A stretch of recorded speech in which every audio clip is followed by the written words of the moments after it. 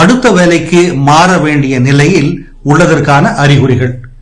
வெறுமனே ஊதியம் அதாவது சேலரி மட்டுமல்ல, வேலை மாறுவதற்கு பல்வேறு காரணிகள் அதாவது ஃபேக்ட்ஸ் இருக்கின்றன.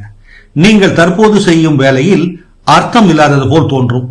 இன்னும் அதிகமான நேரத்திற்காக இயங்குவீர்கள். தொடர்ந்து மன அழுத்தத்தை உணர்வீர்கள். வேலை தொடர்பான மன அழுத்தம் உங்கள் மனநலனையும் உடல் நலத்தையும் பாதிக்க ஆரம்பிக்கும். இதில் நீங்கள் கற்றுக்கொள்ள வேண்டியது எதுவும் இல்லை என்ற நிலையை அடைந்திருப்பீர்கள். வளர்ச்சிக்கோ திறமையை பெருக்கிக் கொள்ளவோ முடியாது என்று உணர்வீர்கள். உங்கள் தனிப்பட்ட விழுமியங்கள், மாண்புகள் அதாவது வேல்யூஸ் மாறி இருக்கும். அவை இப்பொழுது நீங்கள் பணியாற்றும் நிறுவனத்தின் பண்பாட்டிலிருந்து முற்றிலுமாக மாறியிருக்கும். ஆர்வம் குறைந்திருக்கும். முன்பு உங்களுக்கு சவாலாக ஆர்வமாக தெரிந்த வேலைகள் இப்பொழுது பாரமாக தெரியும். ஊக்கத்தை இழந்திருப்பீர்கள். உங்கள் துறையிலேயே ஆர்வம் குறைந்திருக்கும். உங்களுக்கு ஒரு காலத்தில் செய்ய வேண்டும் என்று இருந்த விருப்பம் இப்பொழுது வற்றி போயிருக்கும். வேலைக்கும் வாழ்க்கைக்குமான சமநிலையை விரும்புவீர்கள். நீங்கள் தற்போது செய்யும் வேலை நெகிழ்வுக்கோ அதாவது பிளெக்சிபிலிட்டி இடம் கொடுக்காத நிலை இருக்கும்.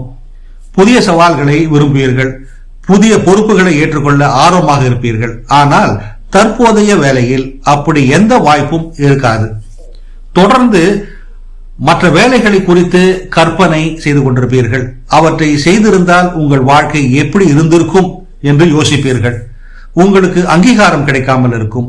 உங்கள் கடின உழைப்பு சாதனைகள் கவனிக்கப்படாமற் போகும். தகுதியான பாராட்டு கூட கிடைக்காத நிலை காணப்படும். தற்போதைய வேலையில் எந்த சவாலும் இருக்காது.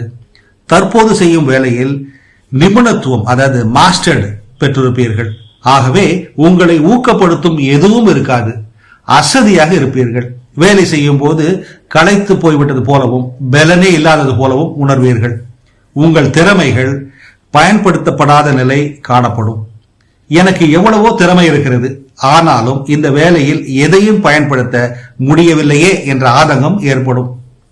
அடுத்து என்ன என்ற யோசனை எழும்பும். உங்கள் அடுத்த வேலை அல்லது பொறுப்பு பதவி என்னவாக இருக்கும் என்று யோசிப்பீர்கள். உங்கள் நிறுவனத்திற்கு வெளியே என்னென்ன இருக்கின்றன என்று ஆராய்ந்து பார்ப்பீர்கள். மாற்றத்துக்கு ஆயத்தமாவீர்கள்.